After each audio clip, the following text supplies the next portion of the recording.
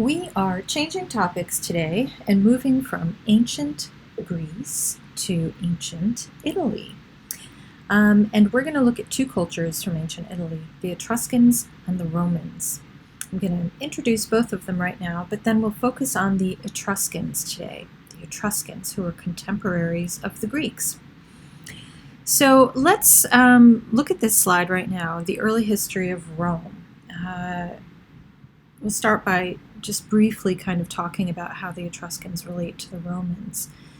As you can see, and you'll see the slide again in the next lecture, in 753 BC, the city of Rome was founded by Romulus, who became the first king of Rome.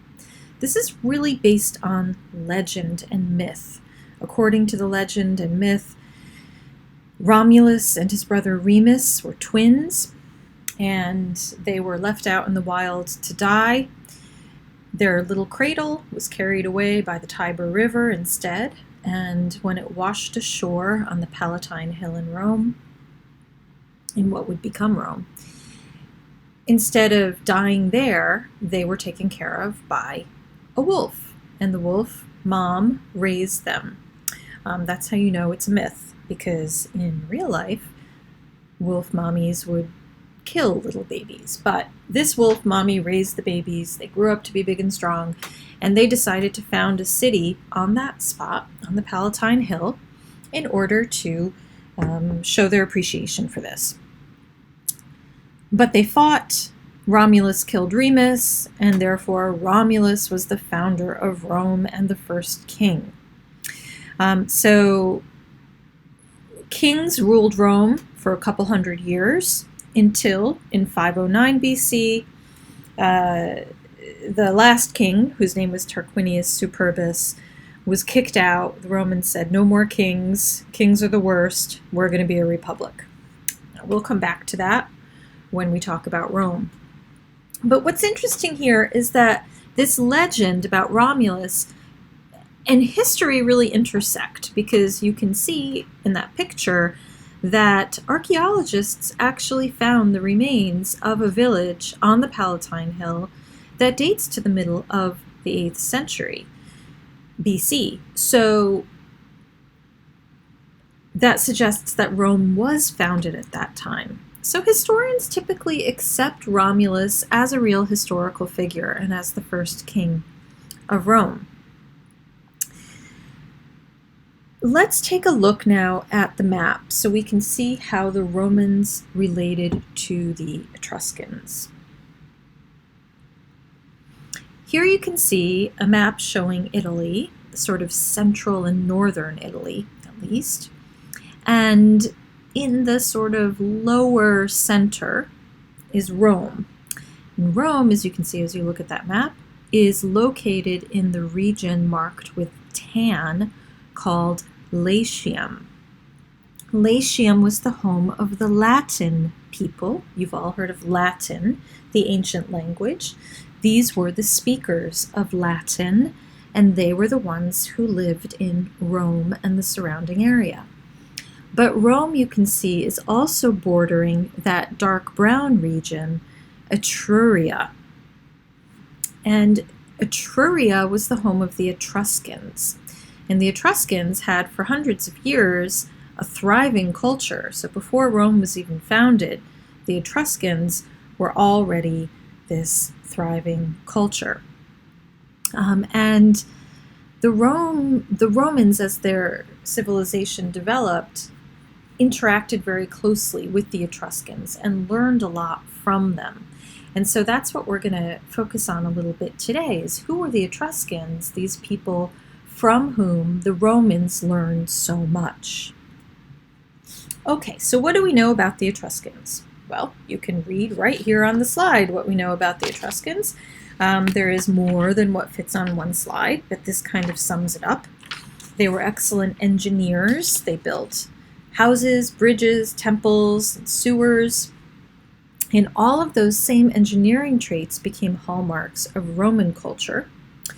Etruscan women had more rights and more of a public life than they did in Roman or Greek society.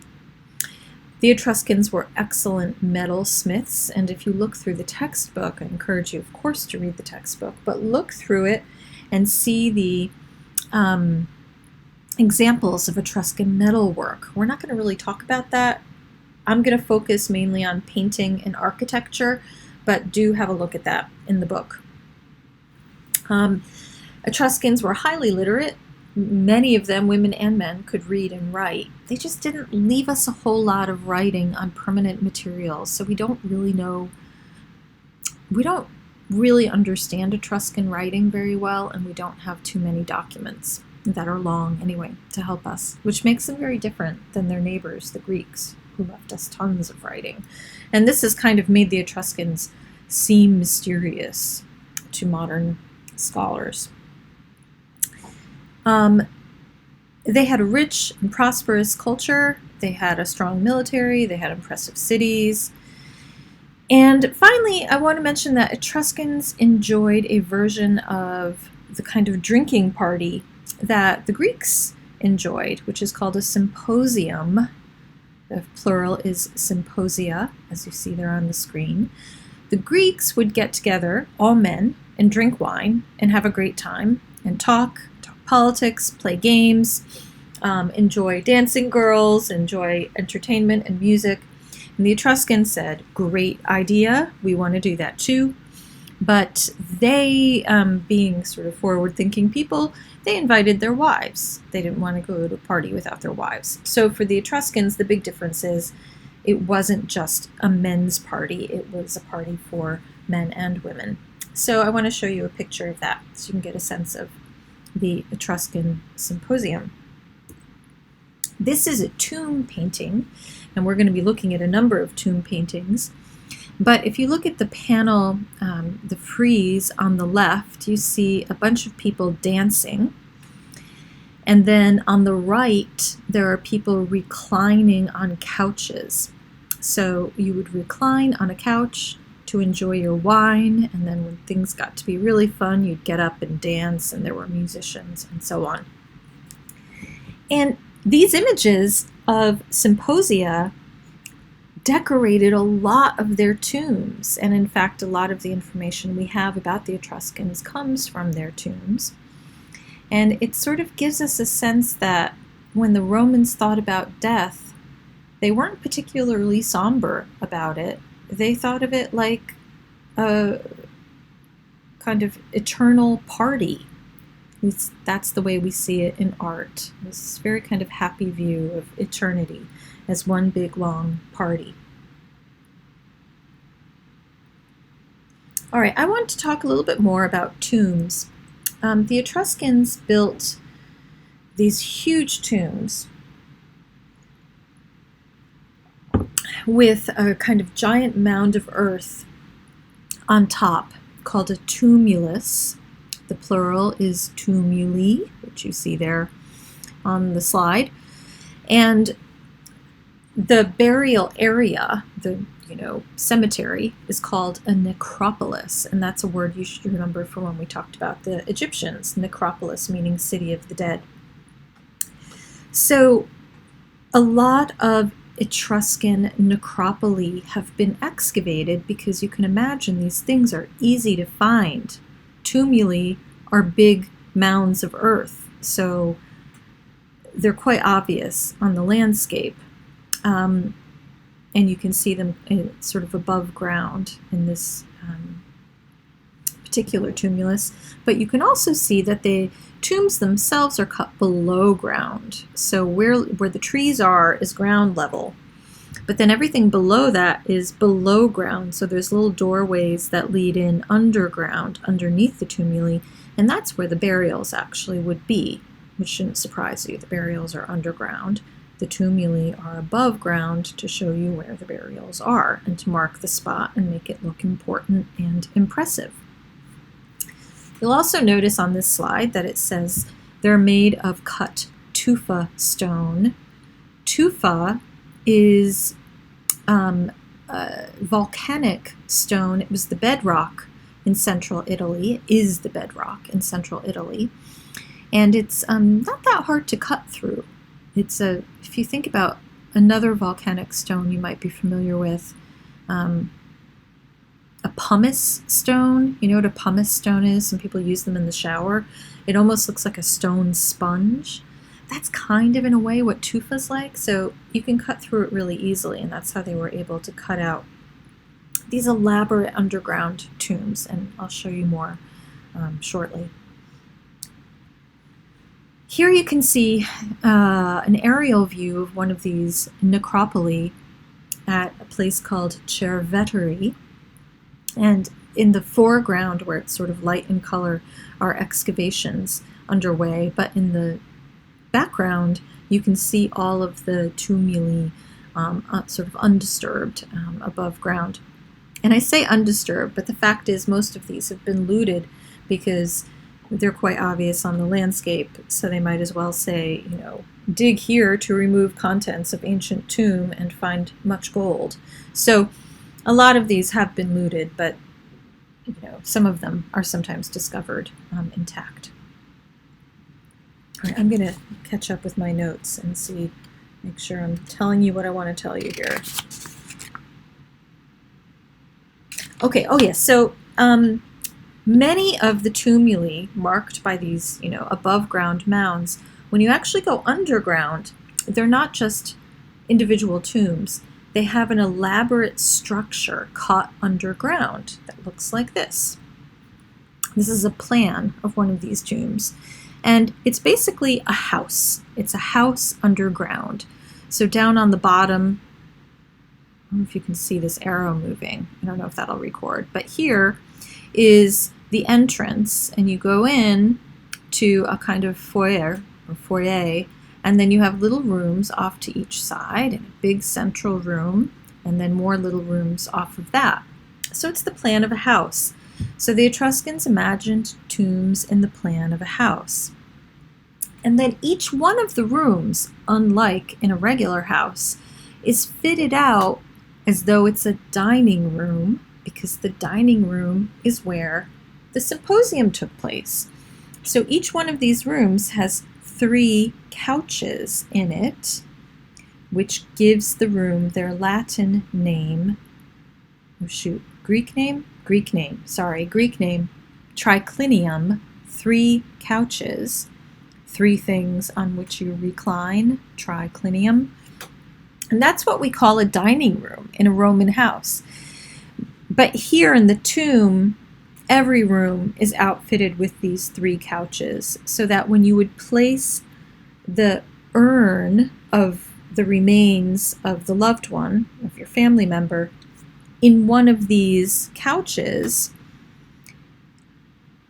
it would be as though they're taking part in a symposium for all of eternity. So this is a kind of rock-cut version of a big party. Here's what it looks like in person. This is another tomb from Cerveteri. And the rock is cut, and then there's also stucco added for more relief. So you can see each 3 couches along the walls with the niche where you would place the cinerary urn of the dead member of your family. There's even stone pillows to make it extra comfy, stone armor, stone tools, rope, even a cat. There's sort of everything one would need for the afterlife provided in the form of this relief decoration. Now, these tombs were also filled with stuff, all the kinds of things that characterize Etruscan culture: metalwork, armor, jewelry, a lot of Greek vases. The Etruscans loved Greek pottery and imported tons of it, and a lot of it ended up in these tombs. Okay, so this is this one region around Cerveteri where the rock was really easy to cut, and they could cut these elaborate tombs. In another part of Italy, let me show you, Tarquinia, and you'll see that name in a moment, Tarquinia, they didn't cut such elaborate tombs. You don't see multiple rooms, you don't see all of the niches and couches. Instead, they added all of that detail by painting. And this is the image, of course, we started off with, showing you the banquet.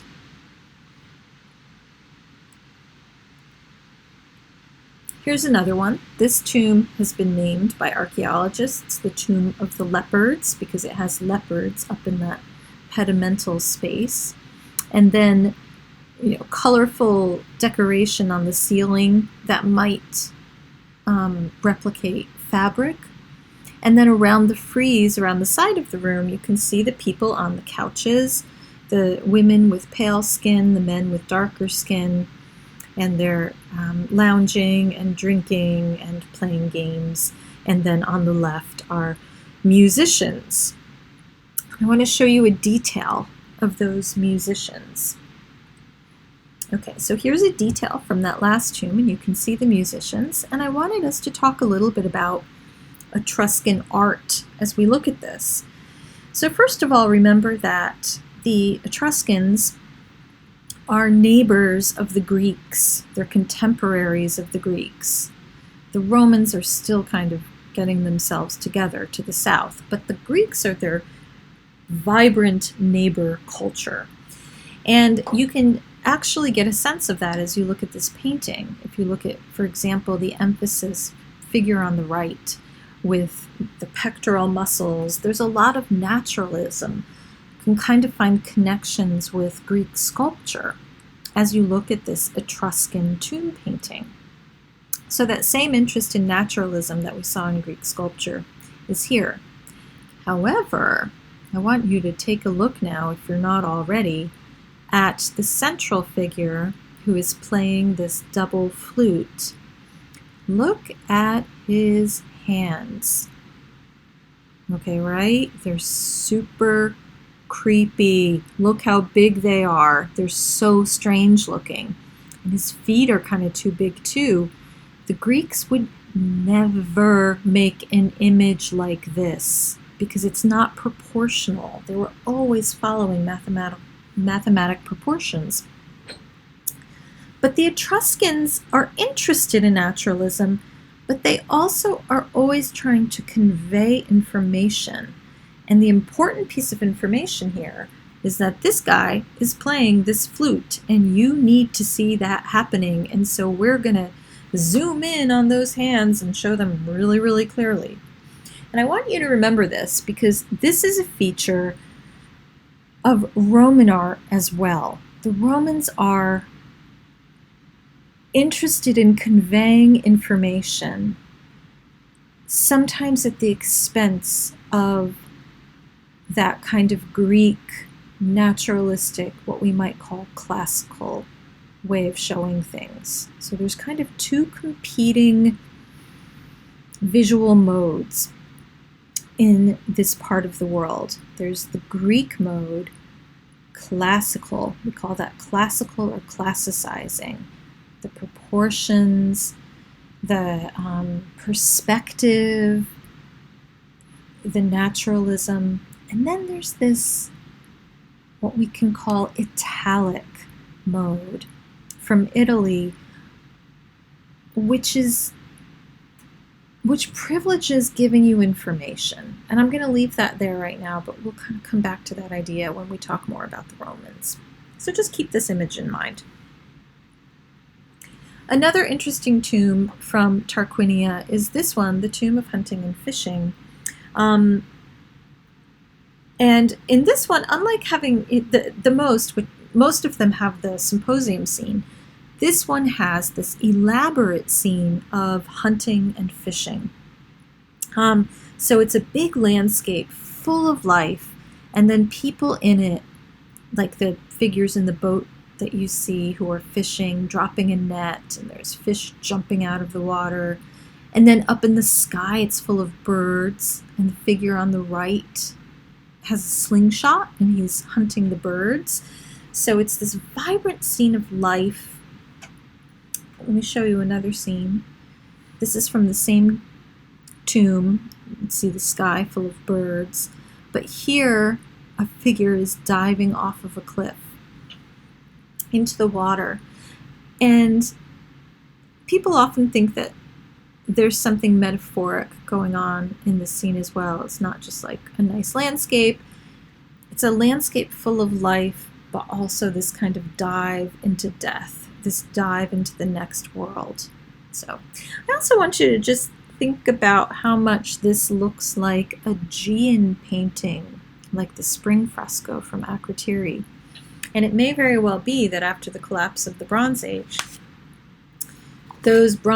some of those people from the Bronze Age Aegean made their way over to Italy, and that's why we see this similarity. That's just a really interesting aside for you. Okay, enough about painting. I want to quickly talk about architecture and then portraits, and then that will be it for the Etruscans. All right, so architecture. The Etruscans borrowed ideas from the Greeks for their temples, but then they transformed them. So you're looking at this reconstruction because Etruscans tended to build out of wood and mud brick rather than stone. So, in Greece we have all these ruins of temples everywhere, these beautiful, majestic ruins. You don't really have that in Etruria because there's so much wood. Etruria is Tuscany, Tuscany in Italy, beautiful rolling landscape full of woods and vineyards, and they have wonderful wine and wonderful food. That's Etruria. So they had so many resources like wood to build with that they didn't tend to build with stone. So anyway, we have the foundations and we have descriptions and we have decoration that help us recreate these things. So you're looking at a reconstruction. So now if we were in class in person, I would say to you, in what ways is this like a Greek temple? So think about that for a second. Columns, right? The pediment shape above the columns. The steps leading up, these might be things that you are finding similar. It's up on a podium, like a Greek temple. But differences, there are differences as well, right? So think about the differences for a second.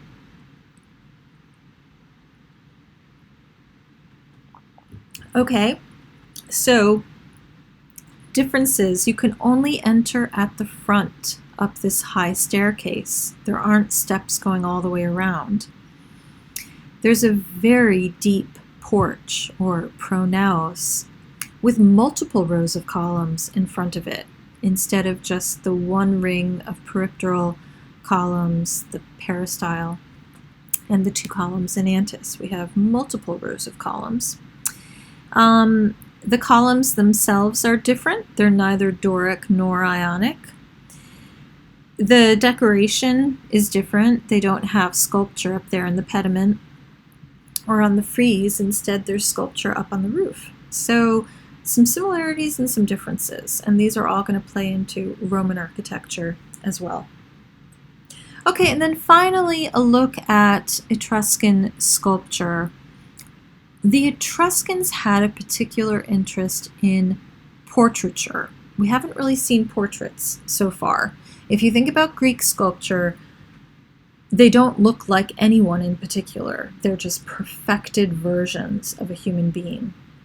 Now look at this guy. He looks like somebody you might pass on the street. He's handsome, but he's not perfect. His nose is a little crooked. He has some lines on his face. So it's a more naturalistic rather than idealized version of a person. You also get a sense of who this man is, what his personality is.